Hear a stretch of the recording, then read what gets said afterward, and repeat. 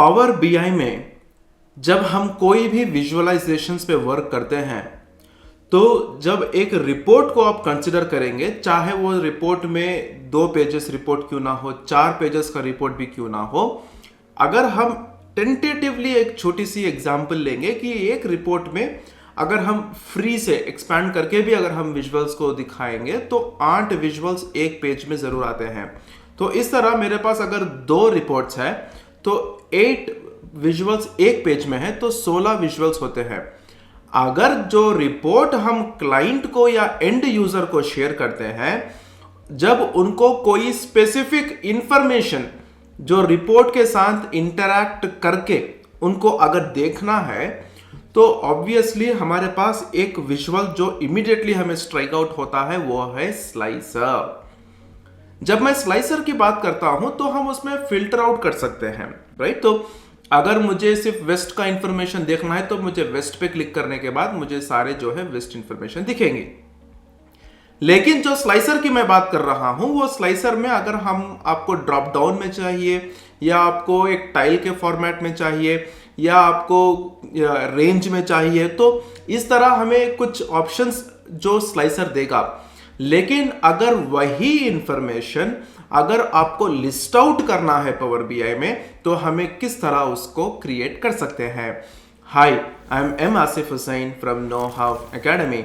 आज की इस वीडियो में हम सीखने वाले हैं लिस्ट स्लाइसर को हम किस तरह क्रिएट करके उसको किस तरह हम फॉर्मेट कर सकते हैं और इसके प्रैक्टिकल अप्रोच को भी हम सीखेंगे। अगर आप इस वीडियो को अंत तक देखेंगे तो आपको एक लिस्ट स्लाइसर को किस तरह क्रिएट किया जा सकता है, उसको किस तरह यूज किया जा सकता है, उसको किस तरह फॉर्मेट किया जा सकता है, तो ये सारी चीजें जो है सीखने को मिलेंगी।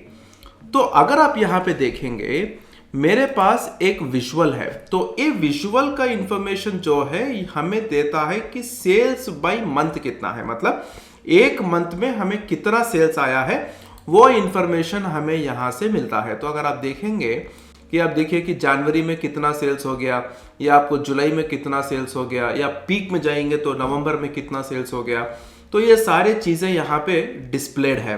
अगर मुझे कुछ फिल्टर आउट करना है, ठीक है, तो मैं क्या करता हूं, स्लाइसर लेता हूं। जब मैं विजुअल्स पे यहां पे जाऊंगा तो आप देख सकते हैं कि 1 2 3 4 टाइप्स ऑफ स्लाइसर्स हमारे पास अवेलेबल है। ये हो गया जनरल स्लाइसर जो हम रेगुलरली इस्तेमाल करते हैं, और ये हो गया आपका टेक्स्ट स्लाइसर, ठीक है, टेक्स्ट स्लाइसर। अगर मुझे लिस्ट आउट करना है कि मुझे कौन से वैल्यूज है या कौन से इंफॉर्मेशन मुझे दिखाना है तो मैं लूंगा लिस्ट स्लाइसर जो नया आया है। अगर आप अपने पावर बीआई अक्टूबर 2024 के वर्जन को बाद आप जो इंस्टॉल करेंगे या उसमें के प्रीव्यू फीचर्स को आप अपडेट करेंगे तो आपको ये जो है लिस्ट स्लाइसर ऑप्शन जो है विजुअलाइजेशन पेन में आप पा सकते हैं। तो मैं इस पे क्लिक करता हूं।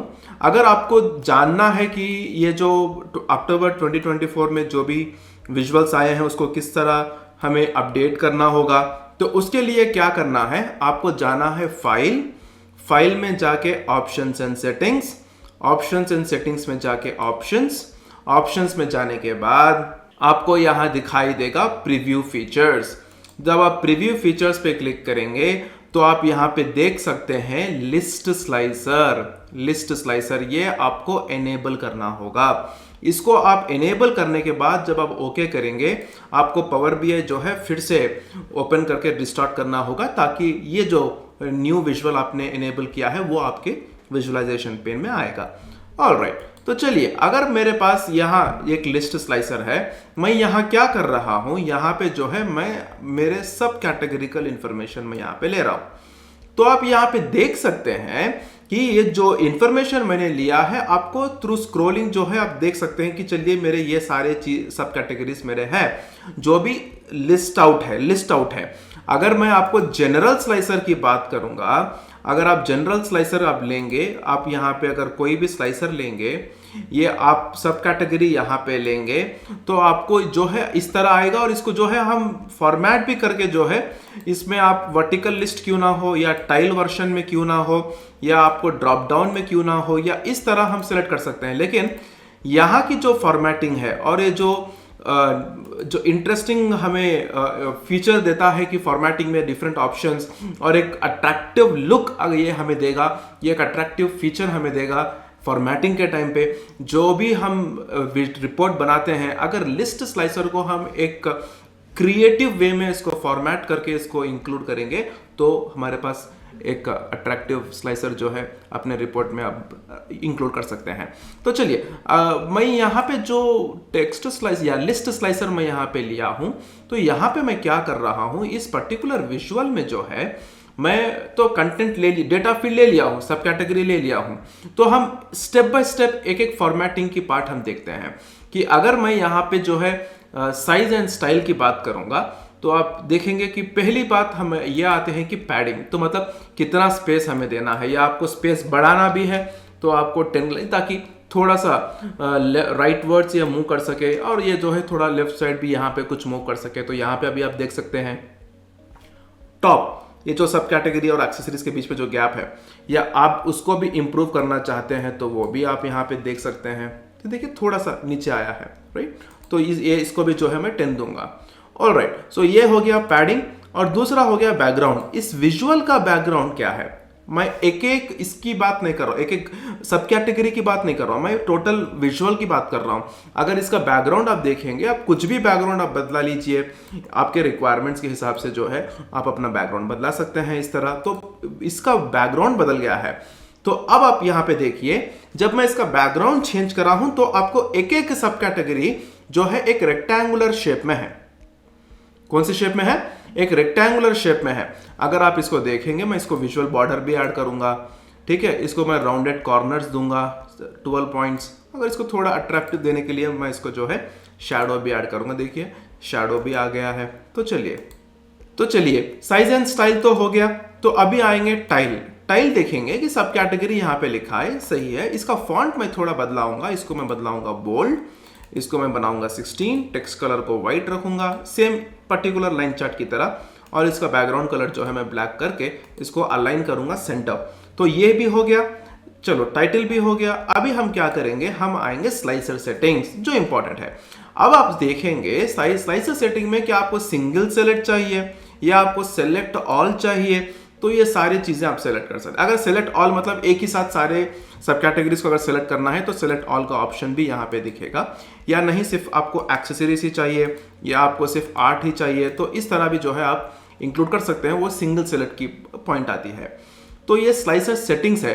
अगर स्लाइसर सेटिंग्स में अगर आप शेप की बात करेंगे, मैंने जैसा कहा था कि पहली जो है हमें रेक्टेंगुलर शेप में है। अगर इसका शेप आप बदलाना चाहते हैं तो मैं राउंडेड रेक्टेंगल यहां पे लूंगा। तो आप देख सकते हैं जब मैं राउंडेड रेक्टेंगल लिया हूं तो ये जो रेक्टेंगल में शार्प एडजस्ट के साथ थी वो जो है राउंडेड होगी कॉर्नर्स पे इस तरह।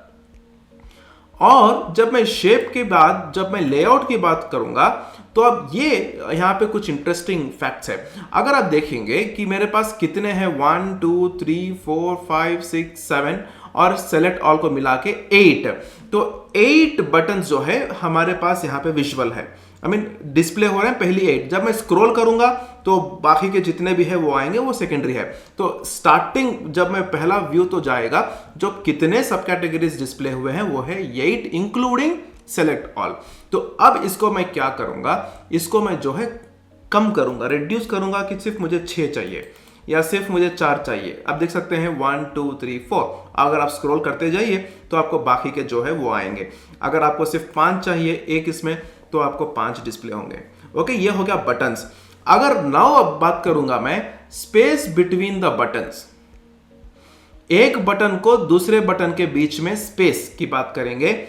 1 2 3 4 5 6 आप देख सकते हैं कि बटन्स के बीच में स्पेस आया है। पहले स्पेस नहीं था, सारे बटन्स एक दूसरे से लगे हुए थे, अभी जो है हमें स्पेस मिला है। तो ये भी हो गया, स्पेस भी मैंने दे दी। तो चलिए अभी बात आएगी ओवरफ्लो, ठीक है। अब यहां पे पॉइंट ये है, अगर कोई क्लाइंट जो है अगर इसमें जो बाकी के सब कैटेगरीज को देखना चाहता है तो उसके लिए क्या करना होगा, स्क्रॉल करना होगा इस तरह। अगर इसको स्क्रॉल के बगैर मुझे इसे पैगिनेटेड वे में देखना है, मतलब मुझे स्क्रॉलिंग नहीं चाहिए, बस मुझे एरो मार्क पे क्लिक करने के बाद मुझे बाकी के जो सब कैटेगरीज है वो मुझे दिखना है। तो उसके लिए क्या करना होगा, ओवरफ्लो में आने के बाद आपको यहां ऑप्शन है पैगिनेटेड।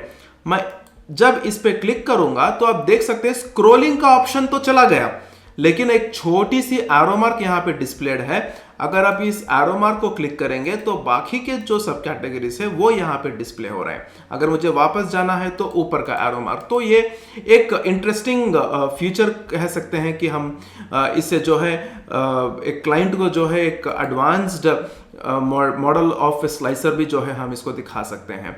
अगर नहीं, आपको ऐसा नहीं दिखाना है, मुझे स्क्रोलिंग के साथ दिखाना है, तो आप वो भी यूज कर सकते हैं। लेकिन पैगिनेटेड वे जो है एक यूनिक और इंटरेस्टिंग वे है जो क्लाइंट को जो है इजीली अपने स्क्रॉल के बगैर आप क्लिक करके जो है बाकी के सब कैटेगरीज को दिखा सकते हैं। तो ये हो गया लेआउट, ठीक है। तो ये जब लेआउट के बाद जब हम बात करेंगे ये ओवरफ्लो, राइट। ओवरफ्लो में तो पैगिनेटेड हमने बना दिया। तो बाकी का जो फॉर्मेटिंग की बात जब आती है, जो हो गया आपका very important call out values. अगर कॉल आउट वैल्यूज में देखेंगे कि आपको ये वर्जन चाहिए, या आपको प्रेस स्टेट में चाहिए, या आपको सेलेक्टेड स्टेट में चाहिए, या आपको मिक्स्ड स्टेट में चाहिए वैल्यूज, तो ये सारी चीजें जो है आप यहाँ सेलेक्ट कर सकते हैं, ये डिपेंडिंग अपॉन आपके रिक्वायरमेंट्स। तब अगर ये कॉल आउट वैल्यूज के बाद सिलेक्शन आइकॉन की जब बात आएगी, ठीक है, तो ये जो सिलेक्शन आइकॉन आप देख रहे हैं यहाँ पे, आपका जो कलर यहाँ पे देखिए, जो सिलेक्शन आइकॉन जब मैं यहाँ पे क्लिक करने पर ब्लैक कलर जो विजुअलाइज्ड है, उसके बगैर आप यहाँ पे होवर सिलेक्ट करेंगे, ठीक है। अगर आपको यहाँ पे सिलेक्ट करने के बाद, या आपको यहाँ पे देंगे मिक्स्ड, ठीक है।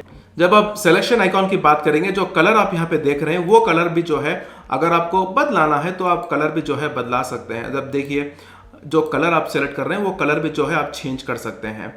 और उसी के साथ जब मैं बटन्स के ऑप्शन पे आऊंगा, अगर आप यहाँ पे बटन्स देखेंगे कि buttons different size of buttons, different styles of buttons भी आपको अवेलेबल है कि आपको अगर इसमें स्पेसिंग भी देना है तो आप स्पेसिंग भी दे सकते हैं, ठीक है। अगर आपको कुछ प्रकार का पैडिंग करना हो या स्पेसिंग करना हो वो आप देख सकते हैं।